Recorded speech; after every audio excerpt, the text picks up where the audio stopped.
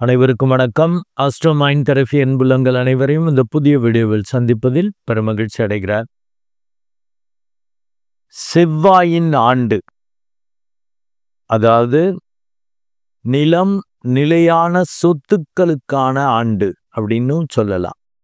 இந்த செவ்வாயின் ஆண்டு, அதாவது 2025ஆம் ஆண்டு செவ்வாயோட ஆண்டு. அதை பற்றின வீடியோ. யார் யாருக்கெல்லாம் இந்த செவ்வாய் உச்ச பலன்களையும், அதாவது எந்தெந்த ராசிகளுக்கு உச்ச பலன்கள், மத்திம பலன்கள் அண்ட் அற்ப பலன்களை கொடுக்க போகிறார் அப்படிங்கிறது தான் இந்த இதில் பார்க்க போகிறோம். இதில் முதல்ல அதை பார்க்கறதுக்கு முன்னாடி, இப்போ ஏன் இதை செவ்வாயின் ஆண்டு அப்படின்னு சொல்கிறோன்னா, இந்த எண்கணித அடிப்படையில் இந்த 2025ஆம் ஆண்டு அப்படி கூட்டினீங்கன்னா 9ன்னு வரும். 9 செவ்வாயை குறிக்கும். செவ்வாய் அப்படின்னாலே அதோட இயல்பை புரிஞ்சுக்கணும். வேகம், கோவம் அப்படிங்கிறது நெகட்டிவ். படபடன்னு செஞ்சிடுறது, கோவப்படுறது. கோவம்னாலே ஆத்திரக்காரனுக்கு புத்தி மட்டுன்னு. வேகம், கோவம் வந்துருச்சு, கோவம் வந்துட்டாலே அரை பைத்தியம் போல அப்படின்லாம் சொல்லுவேன். இந்த நெகட்டிவ் அந்த செவ்வாய்க்கு உண்டு. பாசிட்டிவ்னு எடுத்துட்டீங்கன்னாக்கா உடல் வலிமை, மன வலிமை, எதா இருந்தாலும் பார்த்துக்கலாம், சமாளிக்கலாம், நம்மளால முடியும் அப்படிங்கிற அந்த உடல் வலிமையும் மன வலிமையும் கொடுக்கக்கூடியவர் அந்த செவ்வாய்.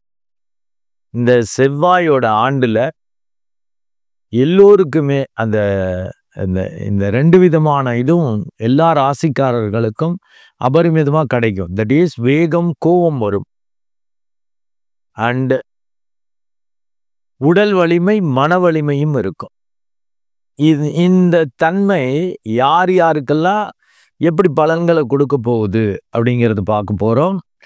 இப்போ இந்த ஏன் அதை மாதிரி நான் உங்களுக்கு சொல்கிறேன் அப்படிங்கிறது பார்க்கறதுக்கு முன்னாடி, இந்த செவ்வாயோட ஆண்டு 12 ராசிகளுக்கும், என்னுடைய ஆஸ்ட்ரோ மைண்ட் தெரபி அன்புள்ளங்கள் அனைவருக்குமே நிலையான சொத்துக்கள், ரொம்ப லாங்கிங்ல எனக்கு ஒரு வீடு, சொந்த வீடு வேணுங்க, வாடகை வீட்லேயே இருக்கேன் அப்படிங்கிறவங்களுக்கு அந்த வீடு கிடைக்கும்.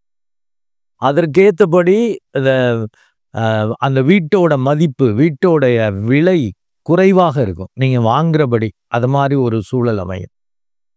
இந்த உச்ச பலன்கள் வர்றப்ப அந்த ராசியை பிரித்து சொல்லுவேன், அவங்க புரிஞ்சிக்கலாம்.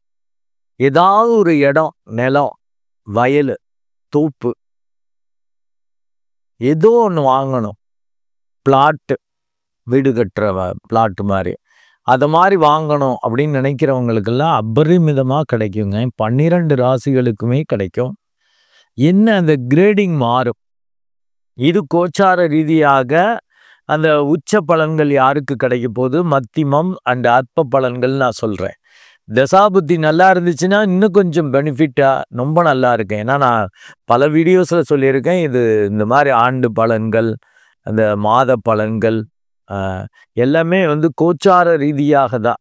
அது ஒரு 20-25% தான் ஒர்க் அவுட் ஆகும்ன்றிருக்கேன். மீதி 75-80% தசாபுத்தி தான். ஸோ இது ஓரளவு இந்த 20-25% எப்படி இருக்குங்கிறத நீங்கள் புரிஞ்சிக்கலாம். ஏன் 12 ராசிகளுக்குமே அது மாதிரி நிலையான சொத்துக்கள், பெரிய அளவுக்கு நன்மைகளை கொடுக்க போகிறார் அப்படின்னு ஏன் சொல்கிறேன்னா, இந்த செவ்வாய் காலபுருஷ தத்துவப்படி 4வது ராசி, சொத்து சுகத்தில் இருக்கக்கூடிய ராசியில் அமர்றார். ஆக்சுவலாக அந்த ராசி அவருக்கு நீச்ச வீடு. சார், நீச்ச வீட்டில் அமர்ந்து தான் இந்த புத்தாண்டு பிறக்குது, 2025 புத்தாண்டு பிறக்குது. சார், நீச்ச வீட்டில் இருக்கிறப்ப அவரே வலிமை இல்லாமல் இருக்கார், எப்படி நம்மளுக்கு நன்மை நடக்கும் அப்படின்னு தான் தோணும். ஆனால் அவர் வக்ரம் பெற்று போயிருக்கார். நீச்ச வக்ரம்ங்கிறது உச்ச பலனை கொடுக்கும். அவன் வக்ரம் பெற்று போய் உச்ச வீட்டையே பார்க்கிறார். அது காலபுருஷ தத்துவப்படி 10வது. அந்த செயல் நடந்தேறும். அந்தஸ்து, மரியாதை உங்களுக்கு கிடைக்கும். ஏதாவது ஒரு இடம் வாங்கிட்டீங்கன்னா அந்த அப்படி ஒரு சுகம் மற்றவங்க மத்தியில், ஏப்பா இவன் இடம் வாங்கியிருக்கானா, நிலம் வாங்கியிருக்கானா, அது ஒரு பெரிய விஷயம் இல்லை. ஏன்னா சாதாரணமா கிடைக்காது. பல பேருக்கு காசை கையில வச்சிட்டு இருப்பாங்க. அவங்க பிறப்பு ஜாதக அடிப்படையில செவ்வாய் அந்த அளவுக்கு நல்லது பண்ணக்கூடிய நிலைமையில இல்லாதபடி, நல்லவங்க நட்சத்திர சாரம், நல்ல பாவத்துல இருக்கிறது, நல்லவர்கள் பார்வை இதெல்லாம் இல்லாம இருந்துச்சுன்னா, கையில காசு இருக்கும். பல லட்சங்கள், ஒரு சில கோடிகளை வச்சுட்டு இடம் தேடுவாங்க. அமையாது. இதே நல்ல அமைப்புல செவ்வாயுடைய நட்சத்திரத்துல பிறந்தவங்களுக்கு அவங்க கையில காசே இருக்காது. இப்படி அப்படி பெரட்டி ஏதாவது வாங்கிருவாங்க. கைமாத்து, லோனு ஏதாவது பண்ணி எப்படியோ அடைச்சி அதை மீண்டுருவாங்க. அதே போலதான் வீடு கட்டுறது. இப்ப காலபுருஷ தத்துவப்படி 4வது ராசியில இருந்தாலும் அது நீச்ச வீடு, காரகோ பாவனாஸ்தின்னு வரும். ஆனா வக்ரம் பெற்று போய் இருக்கிறப்ப உச்ச பலனை கொடுப்பார். நீச்ச வக்ரம்ங்கிறது உச்ச பலன். அது அப்படியே கான்ட்ராவா உச்ச வக்ரம்ங்கிறது நீச்ச பலனை கொடுத்துரும்.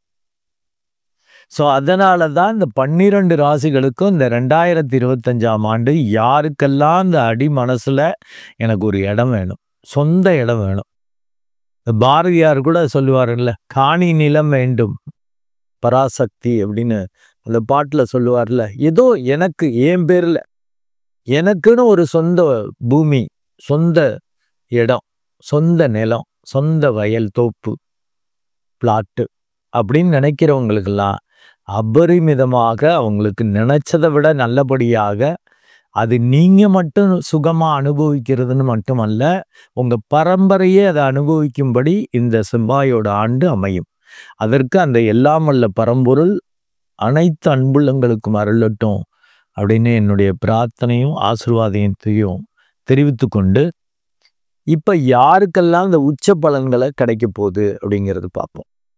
அற்ப பலன்களை அனுபவிக்க போகும் ராசிகள்னு நான் சொல்லக்கூடிய அந்த 4 ராசிகளும் மேக்சிமம் இந்த 2025ஆம் ஆண்டு ஒரு புதிய சொத்துக்கள், நிலையான சொத்துக்கள் வாங்குறத தவிர்க்கணும். அது மாதிரி சொத்துக்களை விற்கிறதோ, ஆல்ரெடி இருக்கிறதோ அதெல்லாம் தவிர்க்கணும். ஏன்னா அதனால அற்ப பலன்கள், ஏமாந்துடுற மாதிரி, சிக்கலாயிடுற மாதிரி, தேவையில்லாத காம்ப்ளிகேஷன் உருவாக்கிற மாதிரி, வில்லங்கங்கள் உருவாக்கிக்கிற மாதிரி, ஒரு பாதகங்கள், பிரச்சனைகள் உருவாக்குற மாதிரி வந்துடும். அதனால தான் அந்த அற்ப பலன்கள்னு சொல்லியிருக்கார். ஸோ அந்த 2025 இந்த செவ்வாயோட ஆண்டு அந்த காரக ரீதியாக உங்களுக்கு நல்லா இருக்காது. ஸோ நிலையான சொத்துக்கள், நிலம், வயல், தோப்பு இதெல்லாம் வாங்கிறத மேக்சிமம் தவிர்த்துடணும். வேற வழி இல்லை, நோ அதர் வே அப்படின்னு ஒரு நெருக்கடி, பக்கத்து இடம், வேற வழி இல்லை, ஏதோ ஒன்று பண்ணும், ஐயோ பாவம்னு அவன் கஷ்டப்படுறான், உதவி செய்கிற மாதிரி இருக்கும், அப்படிலாம் பண்ணுன்னா கூட நீங்கள் மேக்சிமம் ஜாதகத்தை பார்த்துட்டு ஓரளவு நல்லா இருக்குன்னு ஒரு ஜோசியர்கிட்ட பார்க்காம 2 ஜோசியர்கிட்ட கேட்டுக்கிட்டு அப்படி வேணா வாங்கலாம், இல்லை விற்கலாம். இல்லாட்டி அதெல்லாம் பார்க்காம ஏதோ வந்துச்சுன்னு உணர்ச்சி வசப்பட்டு பக்கத்து இடம் எப்படி விட முடியும், மெயின் பிளேஸில் வந்துருச்சு எப்படி விட முடியும்னா அப்படி செய்கிறப்ப தேவையில்லாமல் அந்த காம்ப்ளிகேஷனில், பாதகங்களில், பிரச்சனையில் மாட்டிக்குவீங்க. பணமும் லாக் ஆகிடும், அந்த சொத்தையும் நீங்கள் அனுபவிக்க முடியாதபடி, அதில் எதுவும் நல்லது செய்ய முடியாதபடி, தேவையில்லாமல் பணத்தை ரிட்டர்னும் எடுக்க முடியாது, அந்த பணத்தால் எந்த வருமானமும் இல்லை, சொத்தையாவது அனுபவிக்க முடியுமான்னா அதுவும் இல்லாதபடி போகும். அதனால தான் இந்த அற்ப பலன்களை அனுபவிக்க போகும் ராசிகளில் இந்த 4 ராசியும் கொடுத்துருப்பேன். ஸோ இவங்கெல்லாம் நிலையான சொத்துக்களா ஒரு அலர்ஜி மாதிரி நவுந்துக்கணும்.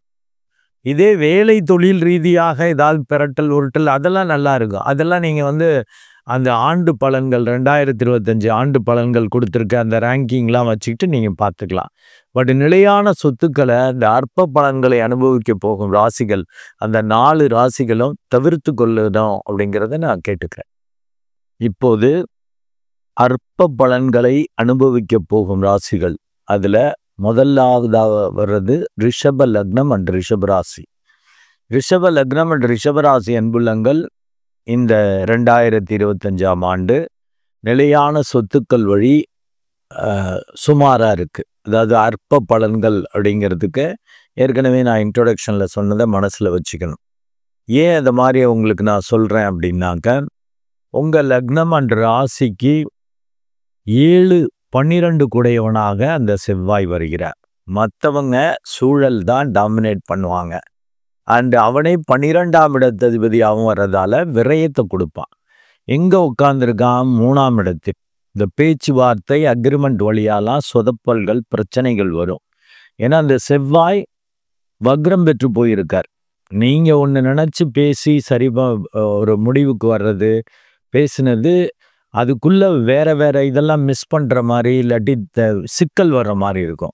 ஐயோ அதெல்லாம் நான் சொல்லலையே, இதுக்கு ஒண்டிதாங்க இந்த வேலை சொன்னேன், அப்படி இப்படின்னு மற்றவங்க மாத்துற மாதிரிலாம் இருக்கும்.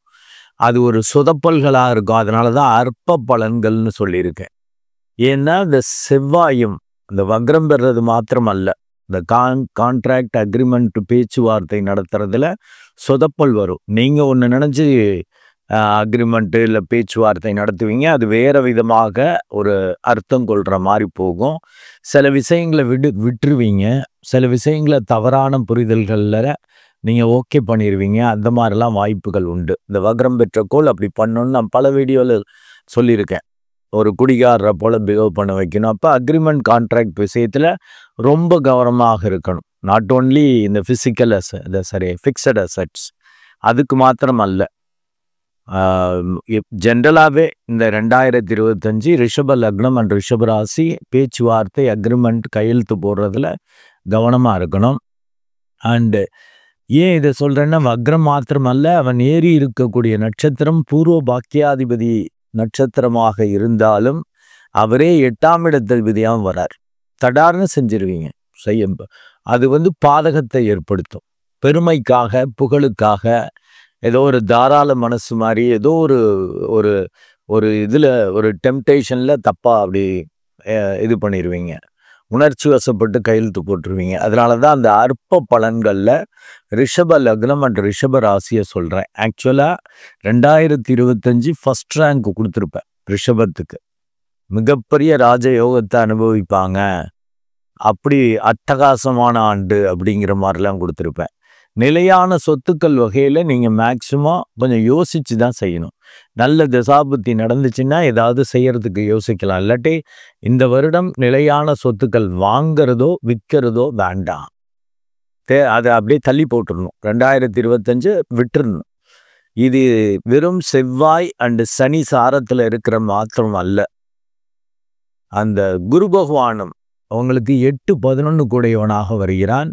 அவர் 2ஆம் இடத்துல 5வது மாதம் 15/5/2025 அன்று இடப்பெயர்ச்சி ஆகி ஜென்ம குருவாக இருந்தவர் 2ஆம் இடம் வருவார். அது ஒரு வகையில் நல்லதுன்னாலும் அவரும் 8ஆம் இடத்ததிபதியாக வர்றதால பொருளாதார ரீதியாக சற்று எதிர்பாராத விஷயங்களை கொடுப்பார். அது தொழில் வேலை ரீதியாக நீங்கள் செஞ்சீங்கன்னா பிரச்சனை இல்லை. ஏன்னா இந்த சனி பகவானும் 11ஆம் இடம் வர்றது உங்களுக்கு சூப்பராக இருக்கும். சனி பெயர்ச்சி இந்த 30/3/2025 வர்றப்ப, அதனால தான் எக்ஸலண்ட்டான பலன்களை சொன்னேன். ஆனால் 4ஆம் இடத்ததிபதியான அந்த சூரியன் இந்த புத்தாண்டு பிறக்கும் பொழுது 8ஆம் இடத்துல போய் மறைகிறார். அது அவ்வளவு நல்லதல்ல. அதனால தான் சொத்துக்கள் ரீதியாக கொஞ்சம் யோசிச்சு செய்யணும். ஏன்னா அக்ரிமெண்ட் கான்ட்ராக்ட் போடுற இதுலேயும் குழப்பம் வரும்ன்றிருக்கேன். அண்டு பாதகாதிபதி நட்சத்திர சாரத்தில் அந்த நிலம், அந்த ஃபிக்ஸட் அசெட், அதுக்கு நிலையான சொத்துக்களுக்கு உரிய கோல் பாதகாதிபதி நட்சத்திரம் வாங்கிறதால தான் அற்ப பலன்கள்ட்ட. தவிர்க்க முடியாத சூழல்ல ஏதாவது செய்யணும் அப்படின்னா உங்களுடைய பிறப்பு ஜாதகத்தை பார்த்துட்டு செய்யணும். நான் குரு பகவான் ஓரளவு ஃபேவரபிளாக வரார் ரிஷப லக்னம் அண்ட் ரிஷப ராசிக்கு. அது பொருளாதார ரீதியாக தொழில் வேலை ரீதியாக, ஏன்னா 2, 6, 10 வேலை பார்க்குற மாதிரி இருக்கும். ஏன்னா சனி பகவானும் 11ல் இருக்கிறப்ப நிலையான சொத்துக்களில் போய் முடக்கிடக்கூடாது பணத்தை. ஏன்னா அது ஃபிக்ஸட் அசெட்னா அப்படியே அது இன் ஃபியூச்சர் வளரும். அப்போதைக்கு அது சொல்ல முடியாது நிலையான வருமானம் வருமா அது இதுன்னு. அதனால தான் அற்ப பலன்களில் போட்டிருக்கேன் உங்களுக்கு. உங்களுடைய பொருளாதார ரீதியாக நீங்கள் டெவலப் பண்ணுறதுக்கு ஏதாவது ஒரு பிஸ்னஸில் போடலாம், ஏதாவது பணம் வரக்கூடிய விஷயங்களில் உடனே போடலாம். இது மாதிரி சொத்தாக வாங்கி போடுறது அது மாதிரி பண்ணுறப்ப மேபி அதுலேருந்து வருமானம் வராமல் சிக்கல்கள் வரும். பிறப்பு ஜாதகம் ஓரளவு நல்லா இருந்தால் தப்பிச்சிடுவீங்க, இல்லாட்டி ஆபத்து. அதனால தான் இந்த நல்ல பலன்கள் இந்த 2025 இந்த ரிஷபத்துக்கு கிடைக்கும்னாலும் நிலையான சொத்துக்கள் வழியாக அவங்க யோசித்து செய்யணும். ஏன்னா ராகு கேதுவும் பார்த்தீங்கன்னாக்கா 4-10 வர்றார். 4ல் கேது வர்றப்ப சொத்துக்கள் ரீதியாக குழப்பங்கள், பிரச்சனைகள், அதுல வில்லங்கங்கள், புதுசா வித்தியாசமான பிரச்சனைகள் வர்ற மாதிரிலாம் வரும். அது மரியாதை குறைவ, பிரச்சனைய எங்க சிக்கலாயிட போகுது அப்படின்னு சொல்லி விரயங்களை ஏற்படுத்துற மாதிரி ஆயிடும். ஸோ பொருளாதார ரீதியா நீங்க டெவலப் ஆக தொழில்ல போட்டுக்கலாம். ஏன்னா 2ஆம் இடத்துல இருக்கக்கூடிய அந்த குரு பகவான் அந்த பயிற்சி ஆகி நிறைய தன வருவாயை கொடுப்பார். அது வளர்ச்சிக்கு பயன்படுத்திக்கணுமோ ஒழிய ஒரு சொத்தை வாங்கி லாக் பண்ணக்கூடாது. சொத்துக்கள் வாங்குறப்ப லாக் ஆகும். அதை தவிர்க்கிறது அவசியம். அற்ப பலன்களை அனுபவிக்க போகும் ராசிகள்ல அடுத்து வர்றது மிதுன லக்னம் அண்டு மிதுன ராசி அன்புள்ளங்கள். மிதுன லக்னம் அண்டு மிதுன ராசி அன்புள்ளங்களுக்கு அந்த 4ஆம் இடத்ததிபதிய லக்னாதிபதியா வரக்கூடியவர் 6ஆம் இடத்துல மறைகிறார். அது கொஞ்சம் சுமாரான அமைப்பு.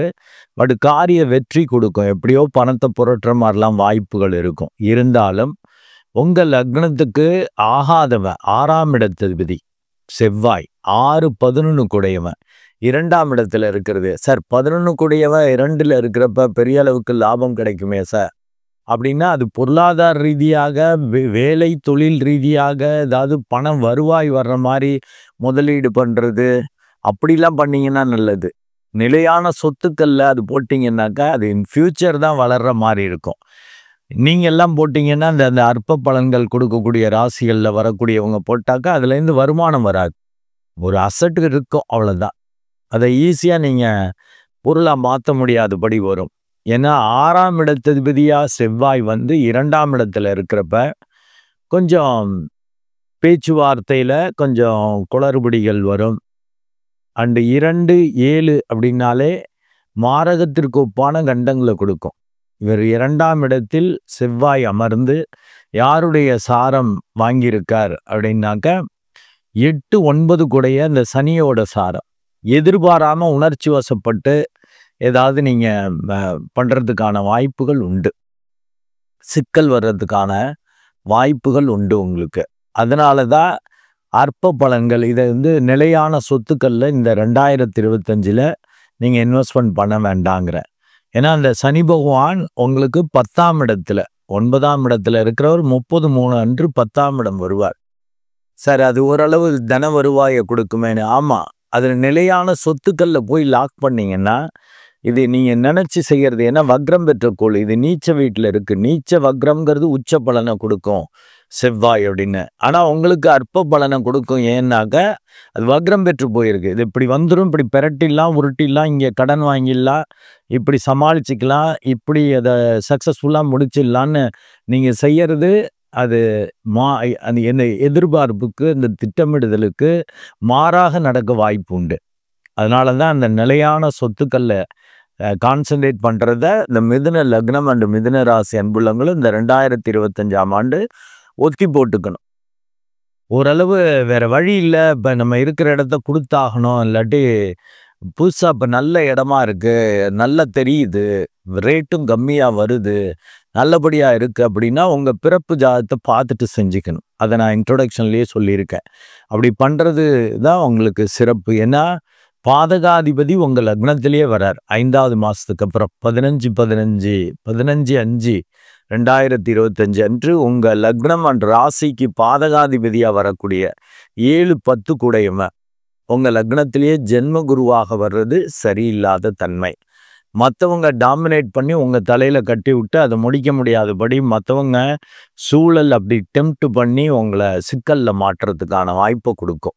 அதனால அந்தஸ்து மரியாதை போகிறது, தொழில் வேலை வாய்ப்புகளில் ஒரு சுணக்கம். நான் கடனில் லாக் ஆகிட்டீங்கன்னு வச்சுக்கோங்க, கடன் வர்ற வருமானத்தை கடன் கட்டவே போகுது. அது அந்த அந்த வேலை தொழிலுக்கு ஆன அந்த இந்த ப்ராசஸிங் சார்ஜஸ்மாங்கல்ல, அதுக்காக அவங்களுக்கு வேலை ஆளுகளுக்கு சம்பளம் கொடுக்கறது, இதுக்கு மெயின்டெனன்ஸுக்கு அந்த மெயின்டெனன்ஸ்க்கெல்லாம் பணம் பத்தலை, அப்படி இப்படிலாம் சிக்கல் வர்றதுக்கான வாய்ப்புகள் மிதுன லக்னம் அண்டு மிதுன ராசி அன்புள்ளங்களுக்கு உண்டு. அதனால் கொஞ்சம் பிறப்பு ஜாதகத்தை பார்த்துட்டு தான் செய்யணும். அதனால தான் உங்களுக்கு இந்த அற்ப பலன்களை கொடுக்கக்கூடிய தட் இஸ் அனுபவிக்க போகும் ராசிகளில் இந்த மிதுன லக்னத்தை போட்டிருக்கேன்.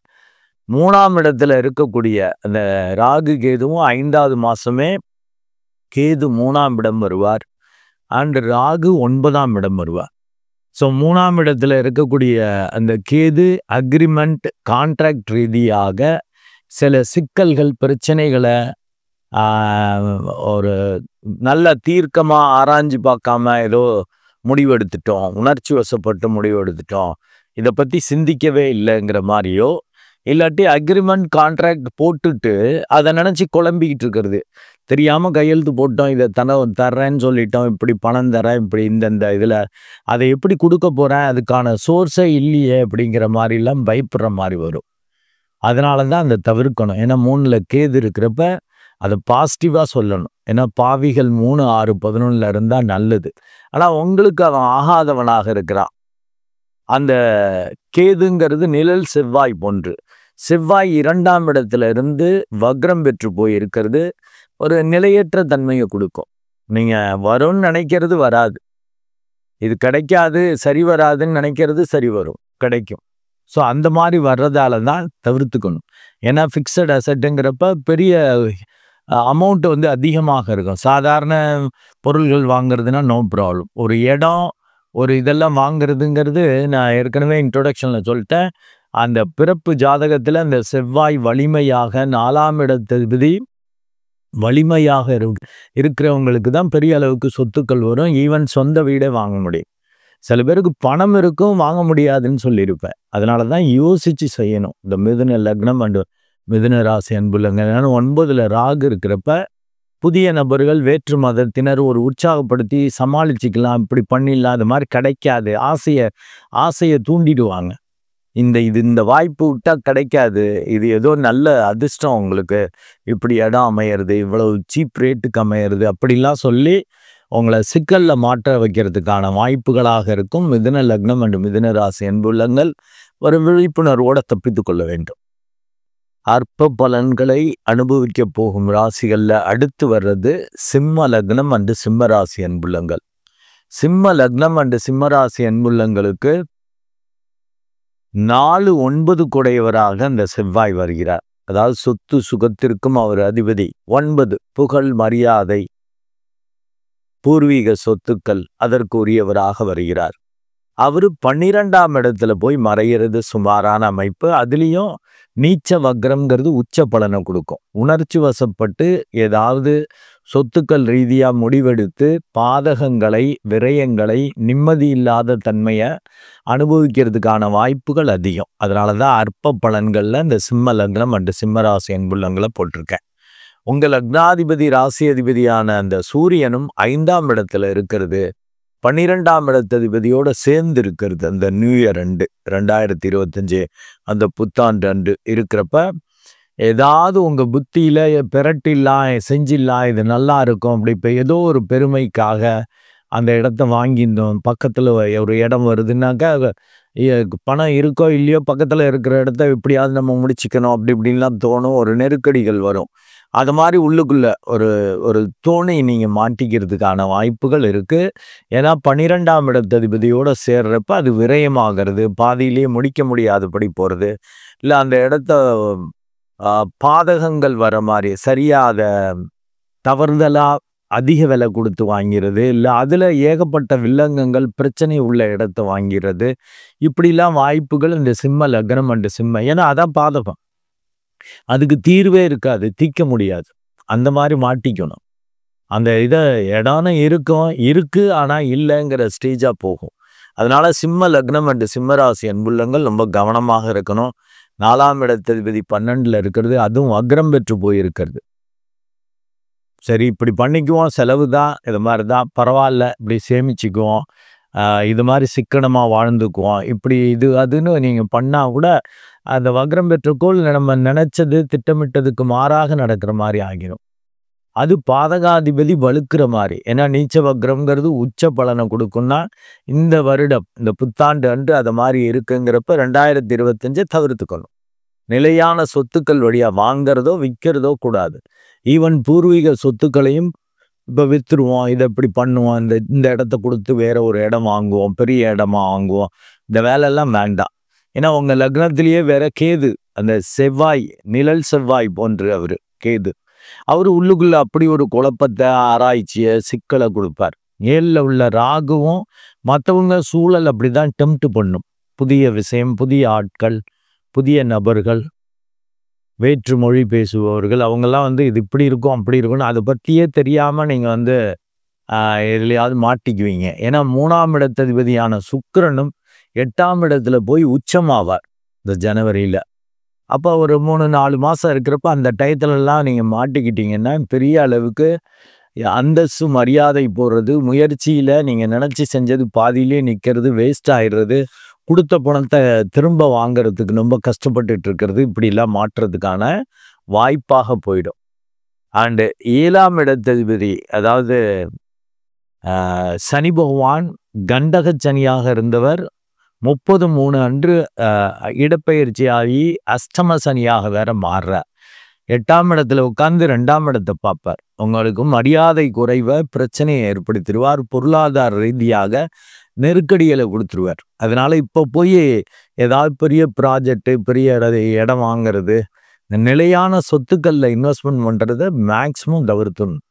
ரொம்ப தவிர்க்க முடியல, இது வாங்கியே ஆகணும், வேற வழி இல்லை அப்படின்னு நெருக்கடிகள் இருக்கிறப்போ உங்கள் பிறப்பு ஜாதகத்தை ஒரு நபருக்கு 2-3 நபர்கள்ட்ட 2 பேர்ட்டையாவது அட்லீஸ்ட் காட்டிட்டு அதுக்கப்புறம் ரொம்ப சரியான திட்டமிடுதல், அகலக்கால் வைக்காமல் அப்படி பெரிய பாதகங்கள் பிரச்சனை வராமல் செஞ்சீங்கன்னா தப்பிச்சிருவீங்க.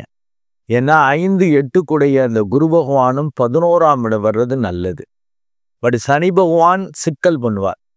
லாபங்கள் வந்தாலும் அதை சரியாக முடிக்கிற மாதிரி, மற்றவங்க சூழல் ஒத்து வராத மாதிரி இருக்கும். அதனால் கடன், பகை, விரோதம் அதை முடிக்கிறப்ப சில அந்த நிலையான சொத்துக்கள் வாங்குறதெல்லாம் சாதாரண விஷயம் இல்லை. உங்களுக்கு பொதுவாகவே தெரியும், ஒரு சில பேர் அனுபவப்பட்டவங்களுக்கு இந்த சொத்து இவங்கெல்லாம் வேற கையெழுத்து போடணும் அப்படி இப்படின்னு அதிலெல்லாம் பகை, விரோதம், பிரச்சனைகள், அதெல்லாம் அவங்க ஒருத்தவங்களுக்கு நீங்கள் பணத்தை கொடுத்துருவீங்க, பேசி இது பண்ணிடுவீங்க. அந்த அவரும் கையெழுத்து போடணுன்னா கையெழுத்து போடுறவர் சும்மா போடுவாரா? அவருக்கு சில லட்சங்கள் கொடுக்குற மாதிரி பாதகங்கள் வர்றதுக்கான வாய்ப்புகள் மிக மிக அதிகம். பொதுவில் தவிர்த்துக்கணும், வேற வழி இல்லை அப்படின்னு பண்ணுறப்ப நான் இன்ட்ரோடக்ஷன் சொல்லியிருக்கேன்ல, அப்போ தான் இந்த பிறப்பு ஜாதகத்தை பார்த்துட்டு பண்ணிங்கன்னா தப்பிச்சிக்கலாம். இல்லாட்டி சிம்ம லக்னம் அண்டு சிம்மராசி அன்புள்ளங்களுக்கு நிலையான சொத்துக்களை 2025 அன்று வாங்கினா அது மன நிம்மதி, சந்தோஷம், திருப்தியை குலைத்து விடும், நிம்மதியை கெடுத்து விடும். அதனால் அதை ரொம்ப கவனமாக இருக்கணும். அது நீடித்த அந்த பாதகம்னால கடைசி வரைக்கும் அதுக்கு சொல்யூஷன் இல்லாதபடி குழம்பிக்கிட்டு இருக்கிற மாதிரி இருக்கும். அற்ப பலன்களை அனுபவிக்க போகும் ராசிகளில் அடுத்து வர்றது கும்ப லக்னம் அண்டு கும்பராசி அன்புள்ளங்க. கும்ப லக்னம் அண்டு கும்பராசி அன்புள்ளங்களுக்கு இந்த நிலக்காரகன் 6ஆம் இடத்துல போய் மறைகிறார். அதுவும் வக்ரம் பெற்று போய் நீச்ச வீடு, நீச்ச வக்ரம்ங்கிறது உச்ச பலனை கொடுக்கும். 6ஆம் இடத்துல இருக்கிறப்ப இதை முடிச்சுக்கலாம், கடனை வாங்கி பெரட்டிடலாம், கடன் தான் கிடைக்கும், இவங்கள்ட்ட கேட்டால் கிடைக்கும், இல்லை இந்த சொத்தை அடமானம் வச்சு வேற ஒரு சொத்து அதை அடமானம் வச்சு நீங்கள் இந்த இடத்த வாங்கலாம் அப்படிலாம் வந்து உங்களுக்கு தோணும். ஆனால் நீங்கள் 7.5 பிடியில் இருக்கீங்க. ஜென்மசனியாக இருப்பவர் 30/3/2025 அன்று பாதசனியாக மாறுவார். பொருளாதார ரீதியாக நெருக்கடிகள், அவமானங்களை கொடுக்கக்கூடிய லெவல். அது உங்கள் லக்னாதிபதி ராசியதிபதியாக இருந்தாலும் அவர் நீதிபதி போன்று உங்களுக்கு 2ஆம் இடத்துல போகிறப்ப 2-7ங்கிறது மாரகத்திற்கு ஒப்பான கண்டங்களை கொடுக்கும். அதனால் 2ஆம் இடத்துல இருக்கிறவர் பொருளாதார ரீதியாக மரியாதை குறைவு, பேரை கெடுத்துக்கிறது, இப்படிலாம் சிக்கல் வரும். நீங்கள் வந்து தொழில் வேலை ரீதியாக ஏதாவது இன்வெஸ்ட்மெண்ட் பண்ணுறது, அது சம்பந்தமாக முயற்சி பண்ணுறது, அதுக்கு கடன் வாங்கிறது நல்லது. நிலையான சொத்துக்களை வாங்கிறதுக்கு கடனை வாங்கி பெரட்டிடலாம், உருட்டிடலான்னு செஞ்சீங்க, ஆபத்து. அதனால தான் அற்ப பலன்கள் அனுபவிக்க போகும் ராசிகளில் உங்களை போட்டிருக்கேன். இந்த செவ்வாய் உங்கள் லக்னாதிபதி ராசி அதிபதிக்கு ஆகாதவர் 6ஆம் இடத்துல இருக்கிறது, உச்ச பலனை கொடுக்குற மாதிரி இருக்கிறது நல்லது தான். பொருள் ரீதியாக உங்கள் முயற்சிகளில் காரிய வெற்றிக்கெல்லாம் உதவுவார். காரக வயசு, காரகப்படி நீங்கள் நினச்சதுக்கு மாறாக நடக்க ஆரம்பிச்சிடும். ரொம்ப கவனமாகத்தான் இருக்கணும். நான் ஏற்கனவே இன்ட்ரோடக்ஷனில் சொன்ன மாதிரி வேறு வழி இல்லை, செஞ்சே ஆகணும், இந்த இடத்த விற்றே ஆகணும், இந்த இடத்த வாங்கியே ஆகணும் அப்படின்னு ஒரு நெருக்கடி இருந்தால் உங்கள் பிறப்பு ஜாதகத்தை பார்த்துக்கணுங்கிறதுல கவனமாக இருக்கணும். ஏன்னா பாதச்சனியில் எப்படியெல்லாம் பணத்தை வந்து தப்பா டீல் பண்ணி மாட்டிக்கிறதுங்கிறதெல்லாம் சொல்லி கொடுப்பார். இதெல்லாம் செய்யக்கூடாதுங்கிறதெல்லாம் கற்றுக்குவீங்க. இதுவரையிலும் ஜென்மசனியாக இருந்து உடம்பை படுத்திக்கிட்டு இருந்தவர் இப்போ 2வது இடம் வரப்ப பாதச்சனியில் பொருளாதார ரீதியாக சிக்கல்கள், பிரச்சனைகளை, கண்டங்களை அப்படி கொடுப்பார். ரொம்ப கவனமாக இருக்கணும். குரு பகவான் அர்த்தாஷ்டம குருவாக இந்த புத்தாண்டு பிறக்கும் பொழுது இருந்தாலும் ஒரு 5வது மாதம் அவர் 5ஆம் இடம் போகிறது சிறப்பு. அப்போ பொருளாதார ரீதியாக நல்ல ஒரு டெவலப்மெண்ட் வரும். சுப காரியங்களை பண்ணிக்கலாம். நிலையான சொத்துக்களில் இன்வெஸ்ட்மெண்ட் பண்ணுறது பண்ண வேண்டாம். குழந்தைகளுக்கு கல்யாணம் பண்ணுறது, இல்லை நல்ல விசேஷம், நல்ல விஷயங்கள், அந்த மாதிரி வேலைகளை பண்ணலாமா ஒழிய பெரிய லார்ஜ் அமௌண்ட்டை இன்வெஸ்ட்மெண்ட் பண்ணி அதில் ஏதாவது பண்ணுறதெல்லாம் சனி பகவான் கவுத்துருவேன் 7.5. அது நல்ல தசாபத்தி போகுதான்னு பார்த்துக்கிட்டு வேணா செய்யலாமே ஒழிய இல்லாட்டி மாட்டிக்கணும். பட் சுப செலவுகள் பண்ணிக்கிறது, சுப விரயங்கள், நல்ல விஷயங்கள் பண்ணிக்கிறது பண்ணிக்கலாம். அது சுப விரயங்கள்லேயே வீடு கட்டுறது பண்ணுறது யோசிக்கணும். ஏன்னா அது நம்ம வீடு உட்காந்து சாப்பிடும்பாங்க. கல்யாணத்துலேயே அந்த செலவு எப்படி வருதுன்னு தெரியாதும்பாங்க. அதெல்லாம் கொஞ்சம் நிதானமாக செய்யணும். அதில் வீடில் மாட்டினீங்கன்னா செவ்வாய் உங்களுக்கு 6ஆம் இடத்துல இருக்கிறப்ப பெரிய அளவுக்கு கடன் சுமை ஏறுறது, அதன் மூலம் உடல் கெடுவது. ஏன்னா 2ஆம் இடத்துல இருக்கக்கூடிய சனி பகவானும் பொருளாதார ரீதியாக நெருக்கடியை கொடுத்து மன உளைச்சலை கொடுத்து உடம்பை கெடுப்பார். செவ்வாயும் அப்படி பண்ணுறதுக்கான வாய்ப்பு இருக்குங்கிறதால தான் ஃபிக்ஸட் அசெட், நிலம், நிலையான சொத்துக்கள் இதில் நம்ம கான்சன்ட்ரேட் பண்ணுறத இந்த கும்ப லக்னம் அண்டு கும்பராசி அன்புள்ளங்கள் தவிர்த்துக்கணும். குரு பகவான் நல்லா இருக்கார், சனி பகவான் சரியில்லை. அண்டு ராகு கேதுவும் இப்போ 2ஆம் இடத்துல இருக்கிற ராகு, 8ஆம் இடத்துல இருக்க கேது, அது சரியில்லாத தன்மையில் இருந்தவர் இப்போ லக்னத்துக்கே வருவார், 7ஆம் இடத்துக்கு வருவார். மற்றவங்க குழப்பி விட்டுருவாங்க, சூழல் புரியாதபடி இருக்கும், கன்ஃபியூஷனாக அப்படி ஒரு குழப்பம் இருக்கும். இப்பெல்லாம் போய் ஒன்று என்னன்னு தெரியாமல் நல்லவங்கள்ட்ட தான் நீங்கள் இடம் வாங்கிறத கூட சொல்லுவாங்க. அந்த இடத்தோட தன்மை, அந்த பேரண்ட் டாக்குமெண்ட்லாம் பார்த்துக்கணும். பேரண்ட் டாக்குமெண்ட்டையும் வெரிஃபை பண்ணிக்கணும். எப்படி வருது, யார்கிட்ட வருது, எந்தபடி வருது நம்மளுக்கு இந்த சொத்து, அதை பற்றின இந்த கிளியர் டைட்டில் இருக்கா நம்ம எழுதி வாங்குறவங்களுக்கு, இதெல்லாம் நம்ம பார்க்கணும். அதனால தான் இந்த அற்ப பலன்கள் அனுபவிக்க போகும் ராசிகளை கும்பத்தை போட்டிருக்கேன். ஏன்னா 4ஆம் இடத்ததிபதியான சுக்கிரன் 2ஆம் இடத்துல உச்சமாகிறார். 4ஆம் இடத்ததிபதியே உங்களுக்கு பாதகாதிபதியாக வருகிறார். அவர் பூர்வ பாக்கியாதிபதினாலும் உணர்ச்சி வசப்பட்டு பெரிய இடம் மெயின் பிளேஸில் இருக்குது அப்படின்னு சொல்லிட்டு வில்லங்கமான இடத்துல போய் ஹையாக இன்வெஸ்ட்மெண்ட்டை போட்டு விட்டுட்டீங்கன்னு வச்சுக்கோங்க, இன்வெஸ்ட்மெண்ட் ரிட்டர்னும் எடுக்க முடியாது, சொத்தையும் நம்மளுடையதுன்னு பண்ணிக்க முடியாதபடி வில்லங்கங்கள், பிரச்சனைகள் வர்ற மாதிரி இருக்கும். ஸோ கும்ப லக்னம் அண்டு கும்பராசி அன்புள்ளங்கள் அதீத விழிப்புணர்வு வச்சுக்கணும். ஏன்னா இந்த சர்ப்ப தோஷத்தை ஏற்படுத்துகிற மாதிரி இருக்கிறதால உங்களுக்கு வரக்கூடிய கூட்டாளிகளை நம்பி எதுவும் செய்ய முடியாது. அவங்க திடீர்னு மாற்றி பேசுவாங்க, முறிவு பிரிவுன்னு அந்த அக்ரிமெண்ட்டு வேஸ்ட் ஆகிடுற மாதிரி ஆகிடும். நீங்கள் அங்கங்கே கடனை வாங்கி பரட்டி ஏதாவது பண்ணியிருப்பீங்க, மாட்டிக்குவீங்க. ஏன்னா 6ஆம் இடத்துல இருக்கிற செவ்வாய் அப்படி தான் பண்ணுவார். பொதுவாகவே சொல்லுவாங்க பெரியவங்க, சொத்து வாங்குறப்ப, நிலையான சொத்துக்கள் வாங்குறப்ப கடன் வாங்கி செய்யக்கூடாது. கையில் இருக்கிற பணத்தை வச்சு, இல்லை ஒரு சொத்தை கொடுத்துட்டு இன்னொரு சொத்து வாங்குறது, அப்படி தான் பண்ணிக்கணும். கடனை வாங்கி பிஸ்னஸ் வேணா செய்யலாம், அதில் வருமானம் லாபம் வரும், லாபத்தை வச்சு வட்டி கட்டிக்கலாம், மீதி உள்ளதை இது நம்ம லாபமாக வச்சுக்கலாம், அப்படின்லாம் ஒரு ஐடியா பண்ண முடியும். பட்டு நிலையான சொத்துக்களில் இது பண்ணுறது வட்டியோட தன்மையும் ஏறி பின்னாடி வருத்தப்படுற மாதிரி இருக்கும். அந்தளவுக்கு அந்த இடம் அப்ரிஷியேஷன் இல்லை. பட் நம்ம இவ்வளோ லோன் வாங்கினதால இவ்வளோ வட்டி, அதெல்லாம் நீங்கள் பேங்க் லோனெல்லாம் பார்த்தீங்கன்னாக்கா அது 7%, 8%, 10% தான் சொல்லுவாங்க. ஆனால் அது நீங்கள் லோன் வாங்கின அமௌண்ட்டை விட 2 பங்கு 3 பங்கு வட்டியே எக்ஸ்ட்ரா கட்டுற மாதிரி ஆகிடும். அட்லீஸ்ட் 1 பங்கு கட்டுற மாதிரி ஆகிடும் 7 வருஷம் 8 வருஷம்னு போட்டிங்கன்னா. ஸோ அதில் நீங்கள் தவிர்த்துக்கணும். கையில் காசு இருந்தால் செய்யணும், அதையும் யோசித்து செய்யணும். நல்ல தசாபத்தி இருக்கா, சமாளிச்சிக்க முடியுமா அப்படிங்கிறது பார்த்து அந்த கும்ப லக்னம் அண்டு கும்பராசி அன்புள்ளங்கள் செஞ்சாக்க பெரிய அளவுக்கு சிக்கலில் மாட்டிக்காமல், பேரை கெடுத்துக்காமல் ஒரு நிம்மதி சந்தோஷம். ஏன்னா 12ஆம் இடத்ததிபதியாகவும் சனி பகவான் வரார், அவரோட சாரத்தில் தான் செவ்வாய் இருக்கிறதால விரயமாகிறது, நிம்மதி சந்தோஷம் கெடுறதுன்னு பண்ணிடுவார் இந்த செவ்வாய். அதில் கவனமாக இருக்கணும். நன்றி அன்புள்ளங்களே. மீண்டும் ஒரு நல்ல வீடியோவில் உங்களை சந்திக்கிறேன். அதுவரை உங்களிடமிருந்து வணக்கம் கூறி விடைபெறுவது உங்கள் அன்பு டாக்டர் குழந்தை ஆறு கணேசன். நன்றி, வணக்கம்.